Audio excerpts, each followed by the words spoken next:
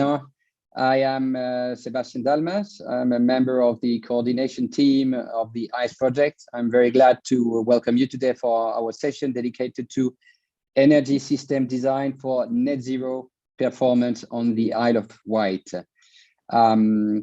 Before beginning, I will just ask you, if you don't mind, to just please shut your video and mute your micro when the speaker are making the presentation. So the agenda we have today. We will first have an introduction from Hélène Morin from Bretagne Développement Innovation, who will introduce the ICE project and also explain what we've been doing with the Isle of Wight in the past months.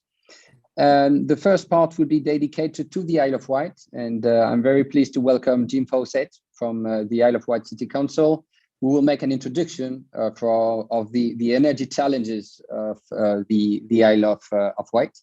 And in a second part, we will have Danny Coles from the University of Plymouth, who's been working very closely with the Isle of Wight in the past year, and we will explain an energy system optimization for the future net zero design. So it's really interesting because you will see that it's an investigation made out on the Isle of Wight, of course, but very interesting for other territories. And I really think that it can be useful for the other territories to better understand what has been done and better understand the solution and the design of the system that has been made. And at the end, of course, if we have some time, and if you're interested, we will be able to discuss together and try to answer your questions. If you don't mind, we will listen to the speakers. If you have any questions, do not hesitate to use the chat. I'll try to see if during the session we can answer the question, or if we can't, then we will be able to try to answer it at the end of the session, or maybe get in touch in the future to have some more discussion together. So thank you again for your participation. Thank you to the speaker, and Hélène, I let you make the introduction. Thank you, Sebastian, for this introduction, and hello everybody, and welcome to this webinar. So I am Hélène Morin. I am the head of the European Affairs Department at the Regional Agency of Brittany, and I am the coordinator of the ICE project. And I will just give you an overview of what the ICE is, which is the ICE project in a nutshell. So the ICE project was really dedicated to the isolated community as they are facing some specific energy challenges. These territories have to import a lot of energy, mainly fuel energies. And what we intend to do in the frame of the ICE project is, on one hand, to offer and to try to find solutions to provide the isolated territory with a less expensive and a greener energy, and also to improve the reliability of the energy system in general, in order to help them in finding a better solution. So what we have also intended to implement in the frame of this project, which is a 5 years long project, it started in 2016. We have decided to have what we call a systemic approach. It means by that we want to combine different actions throughout all the entire energy cycle, from production to consumption, and also we worked on storage in order to improve and maximize the impact of our solution. And this is really what the ICE, which is Intelligent Community Energy, want to do by the end of the year, which is the end of the project. What are our main targets in this context? On one hand, we have companies offering some solutions, and these companies are known by part of the partnerships.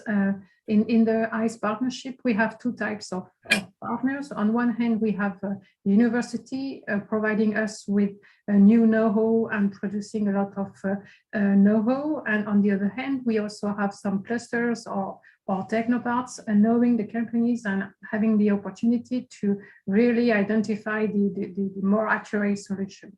So what we have decided is, on one hand, to work with the companies offering some innovative solutions, for instance, sensors, or it could also be some specific software to better follow up the energy consumption, for instance.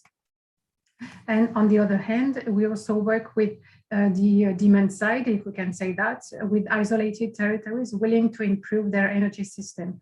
And what we want to do and what we have done in the frame of the project, it's also really to make them fit and make sure that offer is in line with the demand side. Now, in fact, as I said before, we are nearly at the end of the project.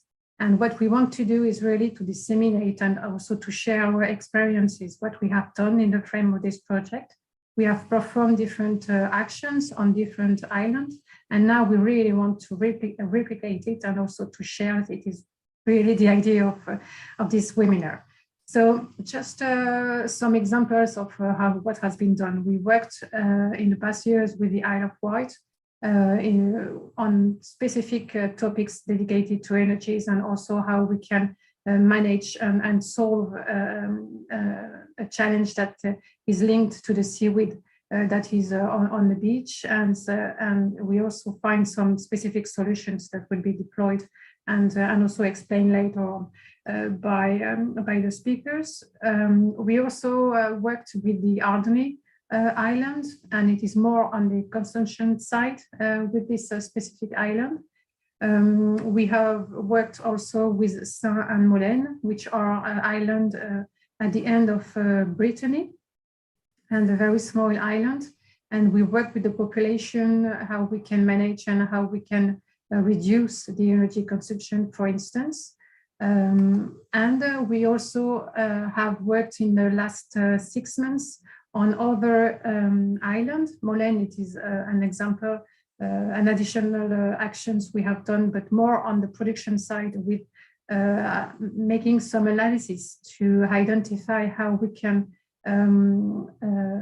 well, what is the best site where we can emerge a tidal. For instance, with the Saint-Nicolas-de-Guénon, which is in the south of Brittany, we also worked on the storage system. And we also have decided to work with Marie-Galante, which is an island in the tropical area, where the parameters and characteristics for the wind, for instance, are different. So the idea is really to gather some data and to see what could be the solutions for such island in such area. So, in fact, now what we want to do with this specific webinar is really to show you what we have done in the past 2 years with the Isle of Wight, in collaboration with the City Council, the Isle of Wight Council, sorry, and to see what could be, on one hand, to solve a problem with the seaweed, and on the other hand, also to work on the energy policy and find new solutions. So we have presented some results, the results of a study we have performed last year in a webinar in March. So if you are interested in having more information about this specific topic, you can watch the webinar, it is online. And now today, in fact, we will focus more on the hybrid energy system. And this is the objective of the webinar today, is to showcase what we have done with the Isle of Wight. And I will leave the floor to the speakers that better know the situation than me. I thank you, and I wish you a very good webinar.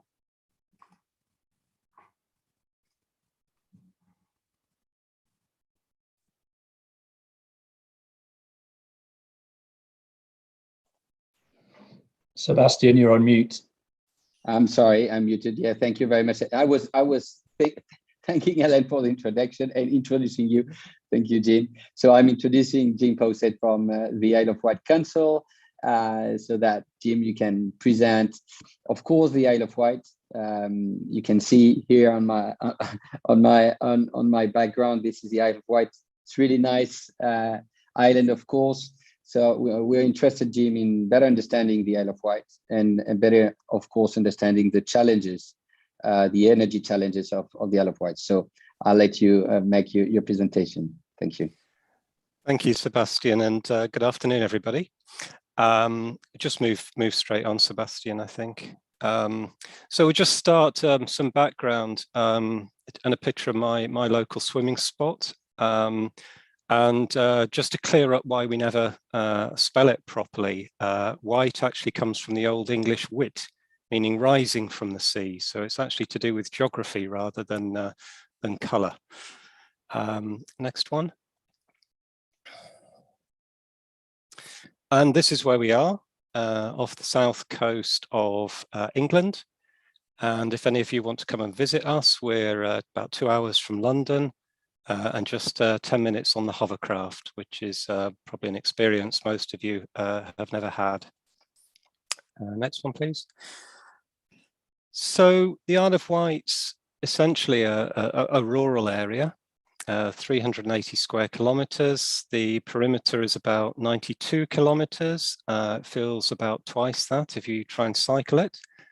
But I think importantly, the area has a lot of international designations, which are obviously important in terms of the energy system.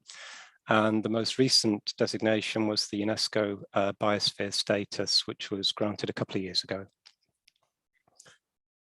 Next one. But people do live here, just over 140,000 of them. It is, compared to the rest of the UK, a fairly elderly population, and a lot of young people do tend to leave the island once they've completed their secondary education. So, you know, that is a bit of a problem.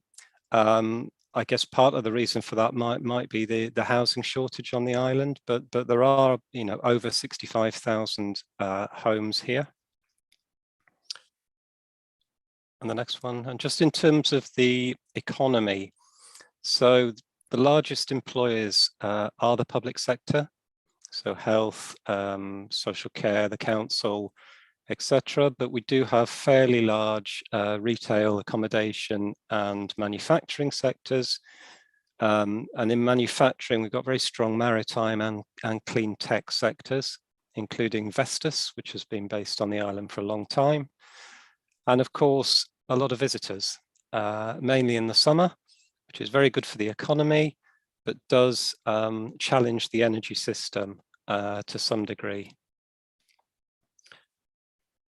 So just looking at climate action now, like many UK local authorities, others across Europe, the Isle of Wight declared a climate emergency in 2019. And a couple of years later, it published its delivery plan. So the target for the island community as a whole is to be net zero by 2040. And that target does allow some offsetting, but offsetting is capped at 15%. I think many probably want it to be less than that. And also, despite having a 2040 date, you know, we are keen to move as quickly as possible in certain key sectors, and the energy sector is certainly one of those where we'd like to decarbonize more quickly. Now, of course, action starts with measurement, and you can see that we do have a pathway. So the pie chart on the left there shows our baseline carbon emissions, and the pathway is through to zero carbon by 2040, and it's across all of the sectors. So we've got everything in here, be it agriculture, livestock, maritime, transport, domestic, commercial and industrial, etc. So it's all there, and the pathway is mapped out. And our objectives through the Energy Hub, which is the council and stakeholders from the community, well, there are three objectives. So the first one is to design and implement a zero carbon smart energy system for the island. The second one is to decarbonize the energy system as quickly as possible to support the net zero targets. And the third one is to secure energy autonomy by generating as much energy as the island consumes over an annual cycle. So we are looking to operate, if you like, in autonomous mode, which I think makes the work that we're doing and that Danny's doing relevant to islands, even when they're not connected through their energy systems to a larger area. Now we're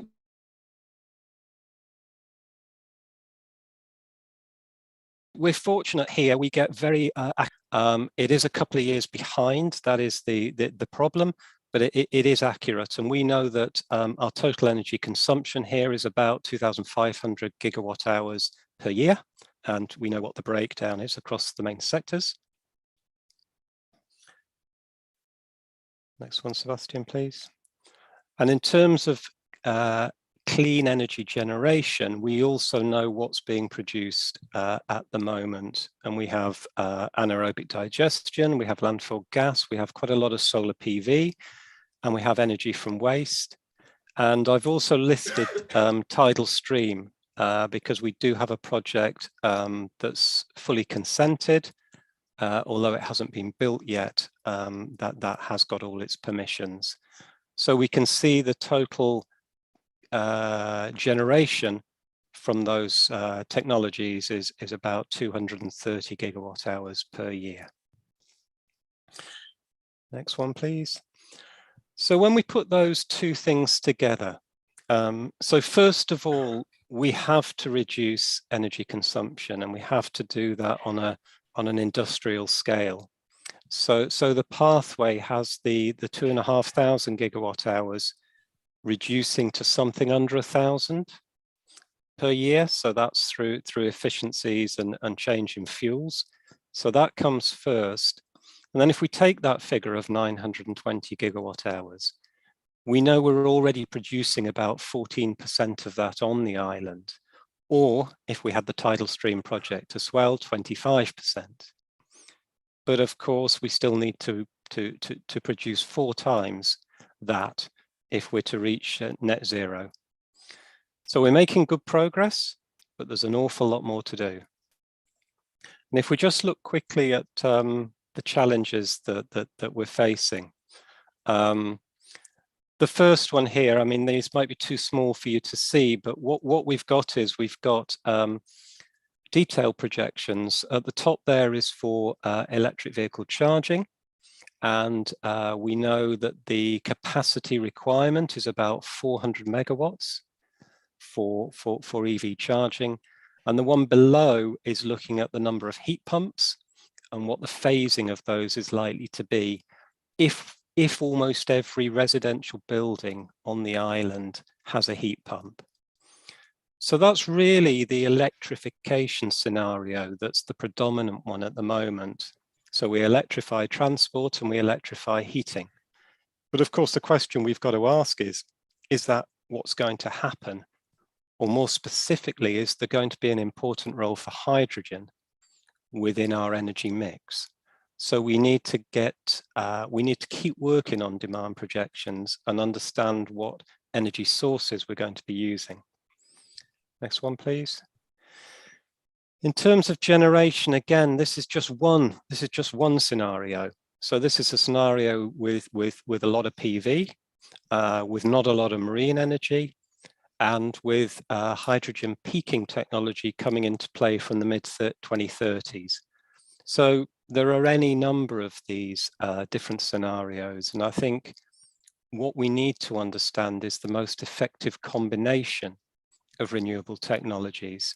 And that's really the work that Danny's been doing and that he'll describe to you in a few minutes. We also have a challenge from the electricity network, the grid. You can see there we have 3 interconnectors which travel the 5 or so miles to the mainland.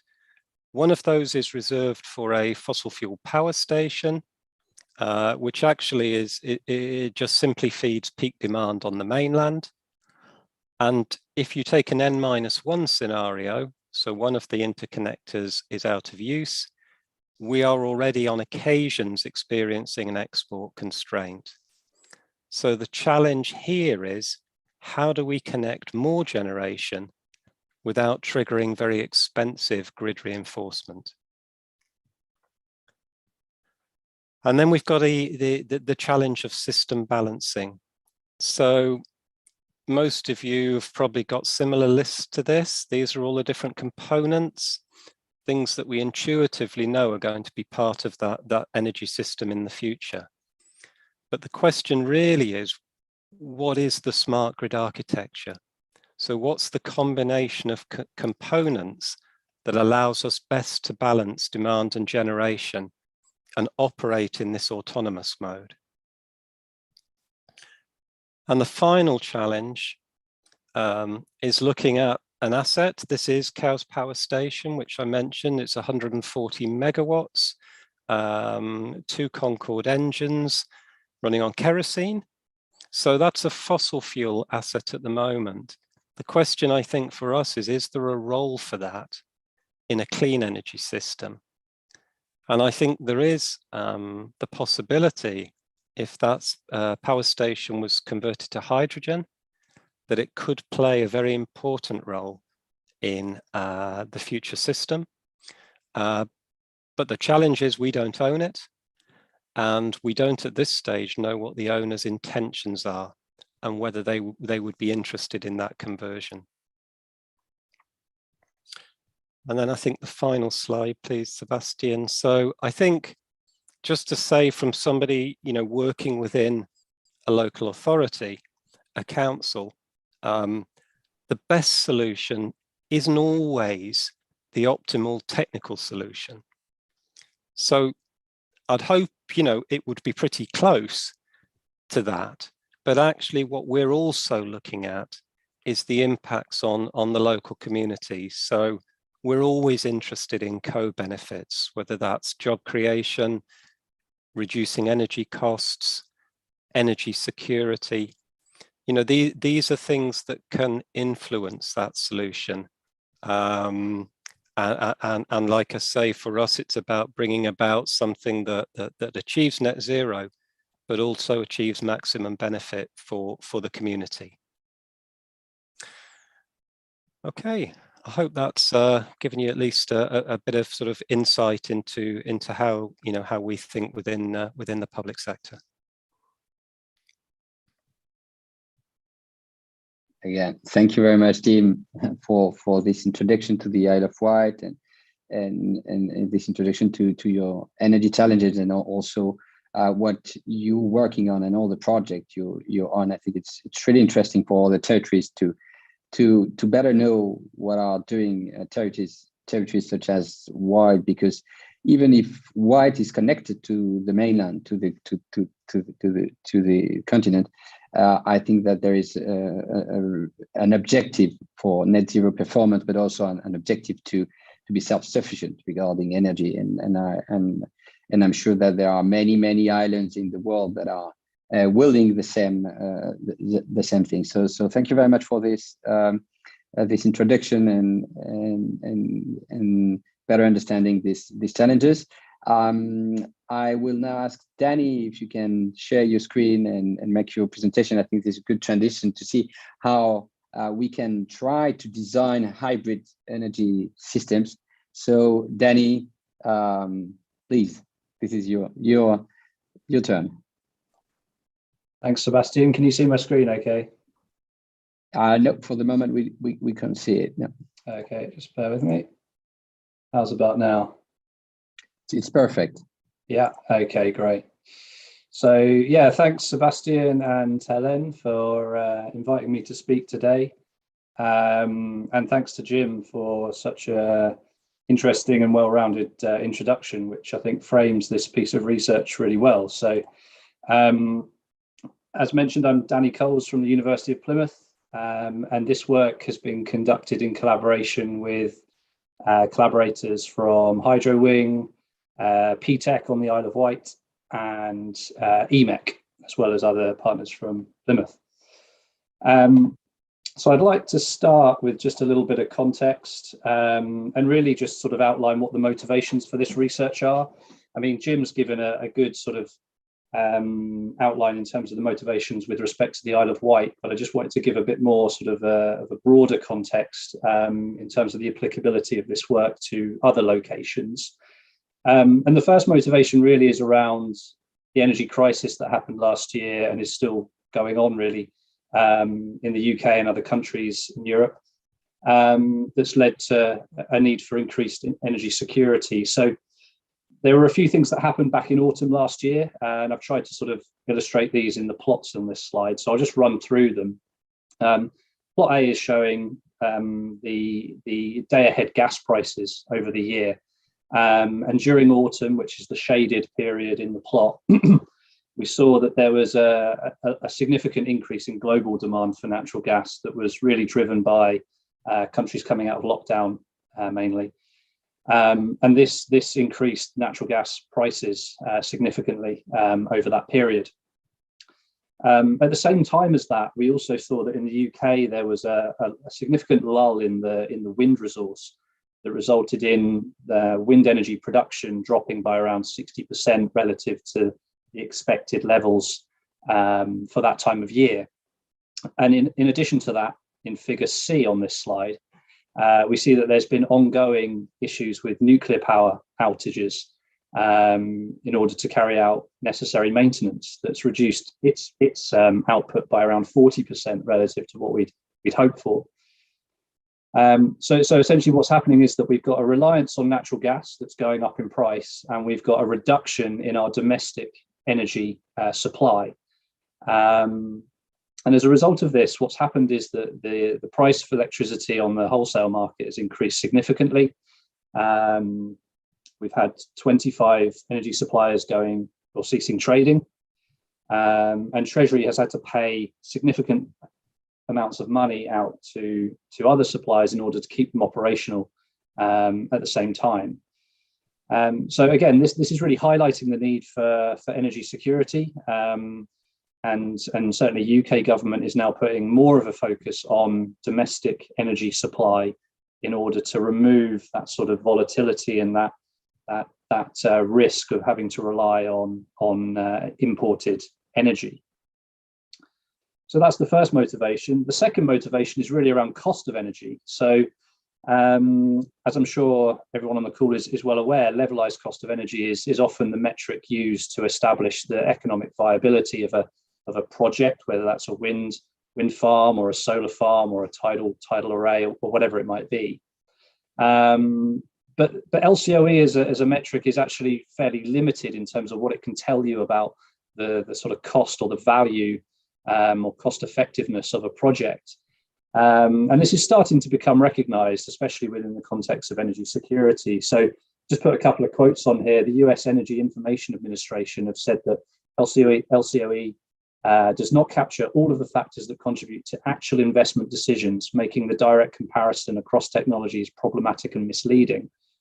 And what we're seeing now is that there are new sort of indicators that are being adopted in order to better understand the value of these technologies. So one of those is enhanced levelized cost of energy, or ELCOE, and this incorporates whole system costs within the estimate of the value of a project. So whole system costs here are defined as the change in costs that are incurred from constructing and operating a power system with the addition of new plants. So in the sort of schematic that I've provided in this slide, this is trying to sort of illustrate that point, that by installing a wind farm or installing a tidal farm, there are knock-on cost implications to the grid, whether that be the transmission system or the distribution system, and other aspects such as reserve power, for example, that might be required to fill those gaps when renewable power isn't generating. So it's important to consider those costs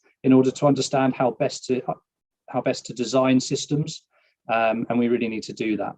The plot I've included on this slide is actually taken from a UK report by Bayes that estimates or projects the LCOE of solar PV, offshore wind and onshore wind between 2025 and 2035. And there's estimates for levelized cost of energy and also this enhanced levelized cost of energy that I've been talking about. And there's a couple of points that I just want to make on this plot. One is that we can see that the enhanced levelized cost of energy is significantly higher than the levelized cost of energy. But also it's interesting to see that for onshore wind, whilst the levelized cost of energy is reducing over time, the enhanced levelized cost of energy is actually increasing over time. So, big question marks there over, well, what's the viability of these technologies moving forward? And I think enhanced levelized cost of energy is going to play a big impact in that. It can also account for things like the knock-on economic impacts of the timing of generation, which is obviously really important now that we're starting to think about variability of power supply as more renewables come online. So that's something that's really important, and actually leads me to my next slide, which is the final sort of motivation I want to talk about. And that's the need for transparent and multi-criteria energy system modeling. So what does that really mean? Well, transparency in energy system modeling means, developing and using open source models so that they're not a black box that throws a result out that can't be understood and interrogated in order to understand its viability and its validity. So in the context of something like tidal stream energy, it's often, quoted that tidal stream energy is predictable and it's reliable, but we don't really know fully what that means in terms of the benefits it could potentially provide. And having these transparent energy system models is going to be really key to understanding those things. And then the multi-criteria aspect, Jim has already touched on.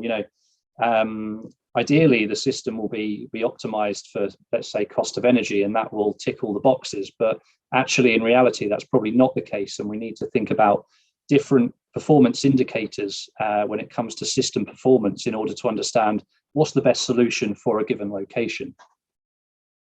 Okay, so they're the three motivations. So yeah, we're going to try and sort of delve into those and better understand the energy system on the Isle of Wight and how we can optimize that for given system performance.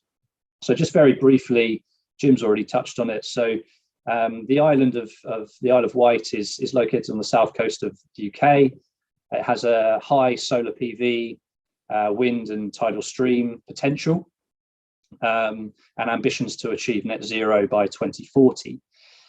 Currently, the electricity demand on the island is around 540 gigawatt hours a year, and that's equivalent to around 0.2% of the total UK. So relatively small, obviously, but it's important to understand how that might impact the island. And so for this analysis, we're assuming that electricity demand is actually going to increase or double by the time we reach 2040, and that's in line with sort of national projections. So the data sources for this analysis, for the renewable energy resources, solar PV and wind data is coming from the Renewables Ninja tool that was developed by Imperial College and is available online. And tidal stream power data is derived from acoustic Doppler current profiler data that was obtained from St Catherine's Point on the south of the island. And then we have electricity demand data coming from Scottish and Southern Electricity. Okay, so the schematic on the left-hand side of this plot is just demonstrating the system architecture that we're considering and modeling in this study. So as I mentioned, we're considering the three renewable technologies of solar PV, tidal stream and offshore wind. The electricity generated by those technologies is fed into the grid to meet demand. But during periods where demand exceeds the supply, we're going to rely on some backup supply. And during periods when the renewable power exceeds demand, we are going to have to curtail some of that power. The battery in this schematic is sort of shaded out for now because the results I'm going to present to you initially are without energy storage, and then I'm going to also present some results that include energy storage to understand what those impacts are on the energy system performance. The plot on the right-hand side is trying to demonstrate the 30 scenarios that we've considered within this study. So for each scenario, essentially what's changing is the proportion of solar PV to tidal stream to offshore wind capacity. Okay, so in each scenario, the total renewable energy produced over the year remains the same, and the level of energy production is equal to the annual demand, and that fits in with the Energy Hub's objectives for net zero that Jim mentioned. So yeah, as I said, all we're doing is varying the amount of solar PV, tidal stream and offshore wind, and considering those 30 cases. And as I said, we want this to be a multi-criteria sort of analysis. So we're not just considering, for example, annual energy supply demand balancing. That's obviously a primary concern in terms of energy performance, but we're also looking at, in more detail, other aspects of energy system performance. So I've just laid these out here. So the second in this list is the instantaneous power supply demand balancing. So that's important when it comes to looking at grid architecture and grid design in terms of the capacity needed in order to deal with levels of curtailment or backup power that might be needed.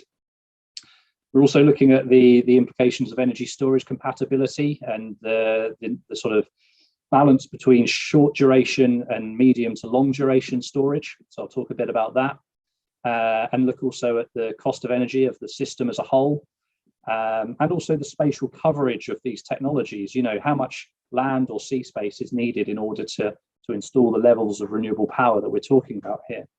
And then finally, I'll just talk a little bit about how these results are sensitive to the fact that uncertainty in future demand profile is obviously a concern, and something that might significantly affect the conclusions that we draw from this work. Okay, so just to give you an example of some of the outputs from the model, I've provided 4 plots here for 4 of the different scenarios. And in each one, it's basically showing a relationship between time on the y-axis, and that's run over a whole year, and on the x-axis, and the y-axis is showing the power shortage or surplus during the year. So data plotted in red is showing a power shortage, and data plotted in green is showing a surplus. So in case A, we don't have any wind capacity and we're just using tidal stream and solar PV. In figure B, we're removing tidal stream and just using wind and solar. And then in figure C, we're using no solar, so just wind and tidal. And then in figure D, we're using a combination of all 3 technologies. And so what you can see just by eye is that the profile in terms of shortage of power and surplus is significantly different depending on the technologies we use. And what we really want to do is dig into more detail in terms of, well, what does that actually mean in terms of the system performance as a whole? Okay, so yeah, again, just a quick example of some of the sort of figures that we can pull out of this work. So this is just showing an example for a case where we have 250 megawatts of solar, 100 megawatts of tidal, and 100 of wind. How much of that energy that's produced by those technologies is going to the grid? We can quantify that very easily, and how much backup supply is needed, and how much of that energy generated by renewables needs to be curtailed because there's excess. Okay, so that's just an example of one scenario, but what we can actually do is plot many of those scenarios. So this is the 30 scenarios in the larger of the plots on this graph, where we've quantified the total energy shortage over the year for each scenario and then plotted it here. So just to describe this plot, the larger of the 2 plots on this slide, here we're showing the relationship between the installed capacity of tidal, solar, and wind and the annual energy shortage. Okay, so we've got tidal stream power running along the x-axis. The amount of solar PV that's installed is indicated by the color of the data markers, where black is equal to 0 megawatts of installed capacity. And then the color of the lines connecting the markers indicates the amount of wind capacity installed. So going from 0 to 250 megawatts, that's from sort of yellow to purple there. Okay, so just to make that a bit clearer, just in case it doesn't quite make sense, this is maybe an easier way of describing it. So the plot A in this slide is highlighting the data points where we've just considered solar PV and tidal stream. Okay, the plot on the right, plot B, is showing the markers, the data from just just considering wind and tidal stream. And the plot on the bottom is showing just solar PV and wind. Okay, but what this really means is that what we're finding is that to minimize the annual energy shortage over the year, we need to diversify the renewable supply to use 100 megawatts of solar PV, 100 megawatts of tidal stream, and 150 megawatts of wind. And that minimizes the energy shortage over the year to 215 gigawatt hours. Okay, and that's a significant decrease relative to the other case, or some of the other cases that, for example, don't include tidal or don't include wind, for example. Okay. So yeah, really, that's the sort of first conclusion that I want to draw out of this work, is that diversifying the mix of renewable energy supply in order to enhance supply-demand balancing. That in itself isn't a particularly new revelation in terms of the research. You know, there's a lot of other good research out there that's highlighted this, but I think what's important to understand is that we're now starting to quantify the reduction in energy shortage in order to understand what those knock-on effects are for the energy system as a whole and its performance. Okay, so that sort of case, if you like, was run without any energy storage. So what we want to do now is understand, well, if we add a short duration battery to the system, how does that impact the system performance? So we've based this on a 225 megawatt power rated battery with a storage capacity of 900 megawatt hours and a storage duration of 4 hours. So this is sort of seen as a lithium ion battery, if you like, that might be implemented and installed in the future, but not something that's readily available now, because lithium ion tends to be a sort of two-hour duration currently. Okay, so this is just a very quick comparison of how the system looks in terms of the power shortages and power surpluses without the battery. That's the figure on the left-hand side, to the system with the battery, which is shown on the right-hand side. So as you can see, we're obviously significantly reducing the amount of power shortage and the power surplus, because we're able to shift those periods of power surplus to the periods with power shortage. But we still see that there are periods with shortage and surplus. So we might need to look at changing the sizing of the battery, but I want to move on to that point now, actually. So, well, first of all, what we see is that if we can compare the results that we had without the battery on the left-hand side that I showed in a previous slide, where energy shortage was minimized to 215 gigawatt hours, what we're seeing now that with the battery, i.e. the plot on the right-hand side, we're able to minimize that energy shortage over the year to 150 gigawatt hours. And it actually shifts the capacity of solar PV to tidal stream to wind. So what we've done is we've reduced the amount of wind capacity by 50 megawatts, and we've increased the amount of solar PV and tidal stream both by 50 megawatts. Okay, and the reason for that is that solar PV and tidal stream are both cyclic, so they're able to charge and discharge the battery in a much more effective way. Okay, so depending on the scenario, the battery reduces the energy shortage over the year by between 15 and 40%.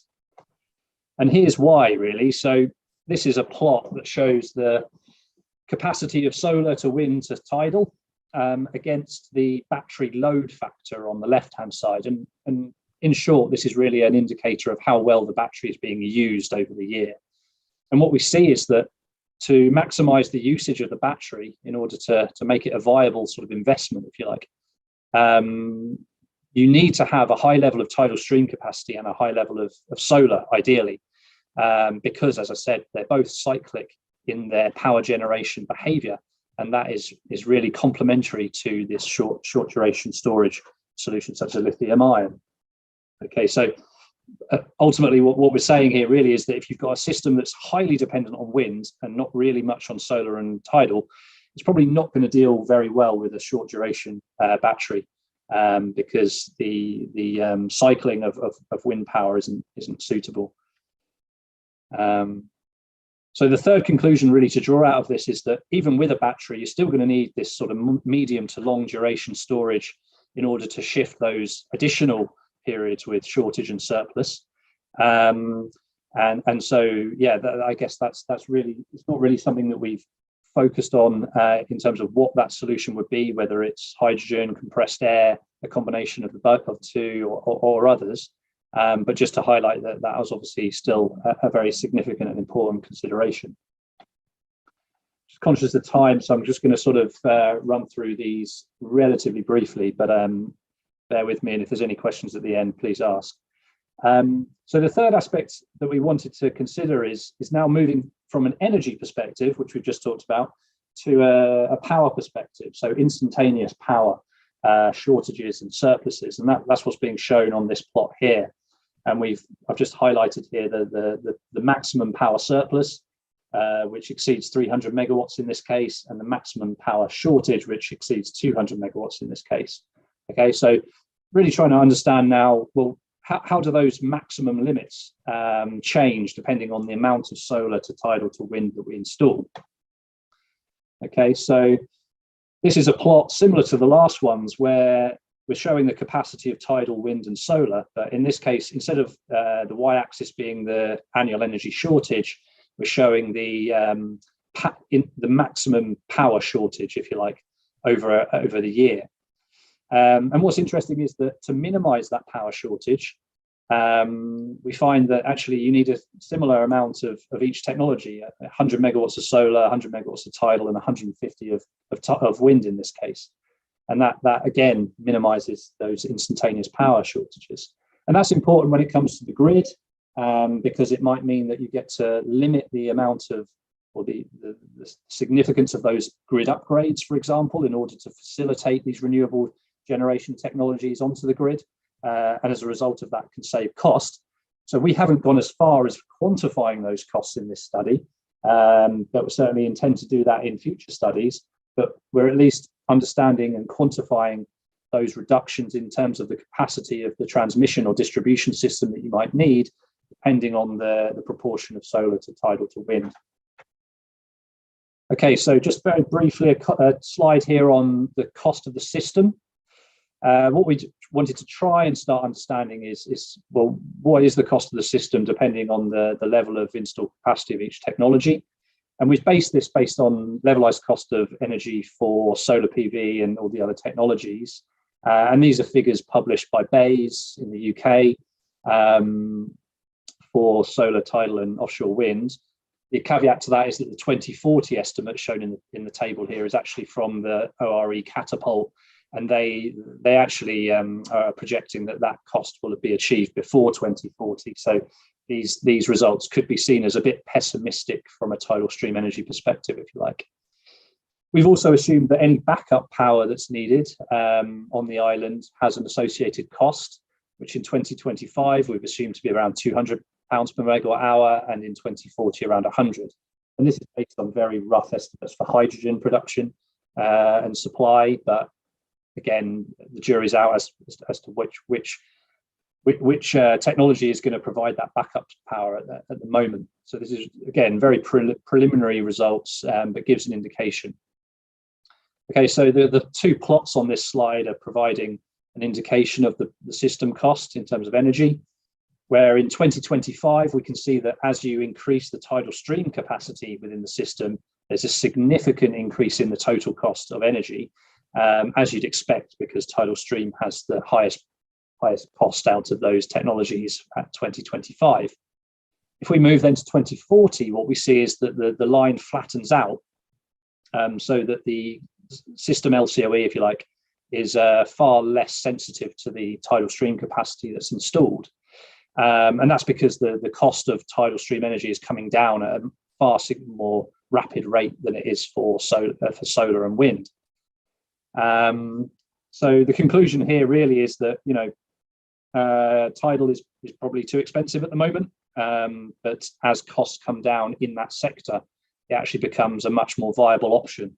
And it's also important to caveat this slide with the fact that, you know, there are additional knock-on economic benefits that tidal can provide, certainly when it comes to extreme weather, for example. So based on the initial slide I showed, motivation one, where you know, wind has lulls, the wind resource has lulls, tidal stream does not suffer that issue and is more reliable, which could have benefits for the system. Okay, so penultimate slide here is just about the spatial coverage of each technology in order to achieve those sort of optimal system performances. And what we see here is that actually solar PV land required to install 150 megawatts is quite significant, 8% of the island's total area. So, excuse me, the conclusion really here is that solar appears to be the most spatially constrained of the technologies. And this could potentially limit the capacity that could be achieved.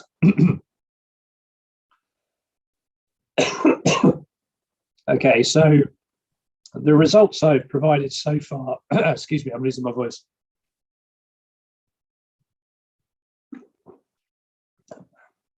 The results I'm provided so far are based on a demand profile in which we've doubled the current profile. And to do that, we've just multiplied the current demand profile by a constant. What we wanted to do was also establish, well, how do the results change if the demand profile changes? Because we don't really know what the demand profile is going to look like in the future. So we investigated 2 additional demand profiles. The first one shown in the middle plot here, where we took the existing demand profile and then just added a constant value in order to bring it up to the net zero annual demand. And in the third scenario, which is shown on the bottom left here, we took the existing demand profile and then added additional demand that followed the profile of the renewable supply. And this is done basically to mimic a demand response sort of example, if you like, where we can choose when demand is high based on the tidal and the wave and the solar resource being high. And what we see, interestingly, I think, is that in each of those 3 cases, the mix of renewables that actually minimizes annual energy shortage and also minimizes power shortages and all of those other metrics that I've already talked about remains the same. Where in this case it's around 100 megawatts of tidal, around 150 megawatts of solar PV, 100 megawatts of solar and 150 of wind. So it's difficult to conclude that that's the case for any given demand profile, but it's at least sort of building some sort of confidence that regardless of what the demand profile is going to look like in the future, we need a similar sort of mix in terms of the proportions of solar to wind to tidal in order to achieve minimum energy shortage and power shortages, for example. Okay, so I'll just quickly wrap up, just conscious of time here. So really the conclusions are the aspects that I've brought out within the slides already. The main one being that diversification in the renewable mix is going to be potentially significant in enhancing supply-demand balancing in order for us to reduce the amount of additional sort of technology and infrastructure that's needed to go the rest of the way in terms of energy storage, for example. It can also reduce the amount of long duration storage that we might need, which at the moment is looking like the more expensive energy storage solution. So it makes sense from an economic point of view as well. We see that adopting tidal stream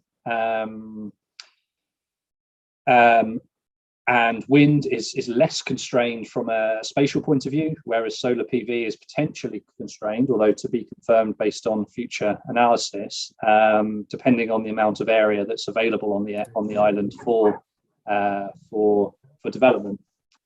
And for tidal stream to play a part, it's important that levelized cost of energy reduces significantly, which is expected to do, but will take time. And finally, that regardless of the demand profile that's used, we're finding very similar results are coming out in terms of how to optimize the system for those given performance indicators. So I'll leave it there.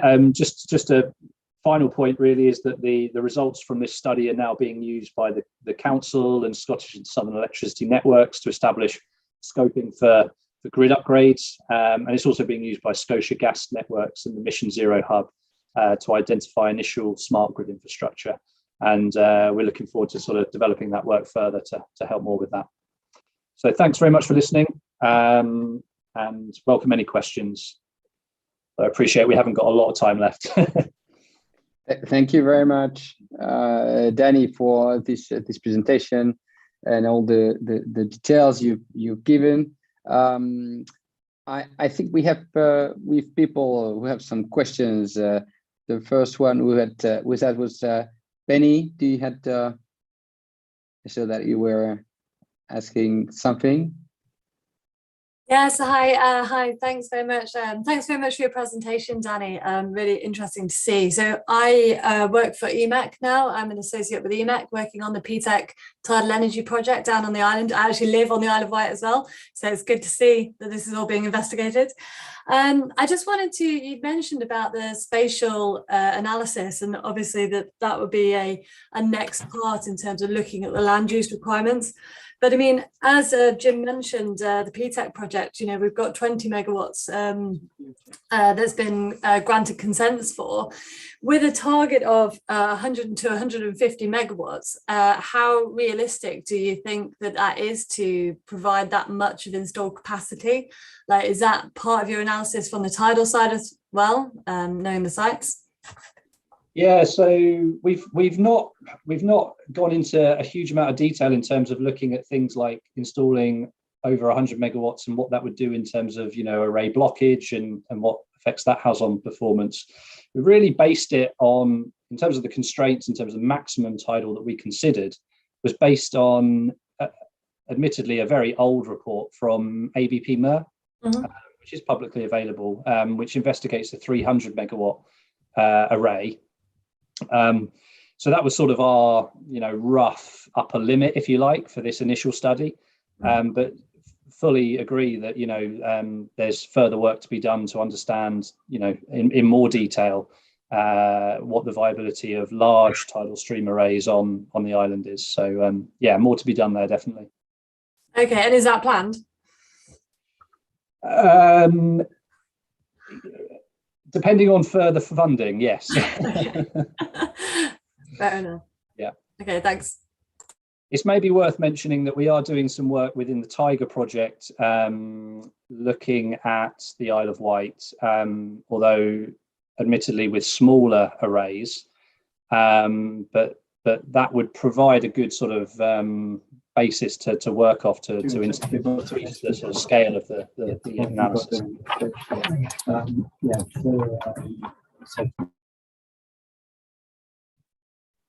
Thank you, Benny, for this question. Danny, we have another question from Gerardo, who is asking, Danny, could you explain why there are reduced grid requirements, just as less power required when mixing? Yeah, so an example of this would be if we're talking about power rather than energy for a minute, if you have a maximum power surplus of, say, 300 megawatts based on, say, a scenario that just includes tidal and wind, okay? But then you look at another scenario that also includes solar, or all three technologies, and maybe that maximum surplus power goes down to, I don't know, 200 megawatts. Well, what that means is that instead of having to deal with 300 megawatts of surplus power, you only have to deal with 200. So the capacity of your transmission line or your distribution line, whatever cable it is that's moving power from where it's being generated to where it's needed or where it can be used within, let's say, an energy storage system or whatever it might be, the specification of that system in terms of the transmission or the distribution and the storage or whatever it is can be reduced, and that reduces cost. So one example might be that you might use the surplus power to generate hydrogen using an electrolyzer. Okay, the cost of an electrolyzer increases based on the capacity of that. You know, how much power can that electrolyzer actually take in? So what is its capacity specification? So by minimizing the amount of surplus, you're minimizing the infrastructure that's needed to deal with that surplus power. hopefully that makes sense. Thank you, Danny. Gerardo, if you want to have further question, do not hesitate to open your micro and ask the question. There's Bibi, you have also a question. Do you want maybe to ask it directly to Danny?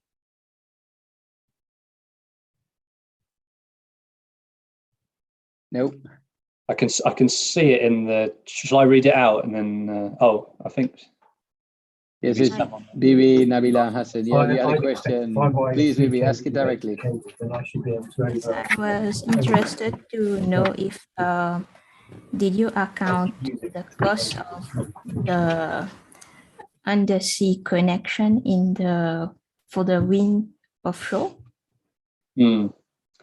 Yes, so the LCOE figures that we use do include that capital cost. LCOE tends to include all the costs associated with infrastructure to the point of the grid connection. So yeah, those costs will be included. Yeah. And the results are based on a simulation or it's collected data for the solar? The solar power generation data is based on, well, it's sourced from the Renewables Ninja app online, but that data comes from data sources. I think there's multiple data sources. I can't remember them exactly off the top of my head, but it's modeled. It's I think it's measured data of solar irradiance that's then used to establish the power generation from a solar park. So you can get a sort of time series at hourly resolution of solar power. Okay, thank you. Thank you, Bibi. I've got a question from Luke. Maybe Jim, you could answer this question. It's is there investment in tidal streaming for the Isle of Wight? Well, the project here, the PTEC project we've spoken about, is a commercial business. So you know, the answer is yes, but like many renewable energy projects, you know, there is, you know, they depend on some sort of government support, at least in the early days of the technology. So so the answer is yes, but probably government support in some shape or form will be required before the project can go ahead. Thank you, Jim, for your answer.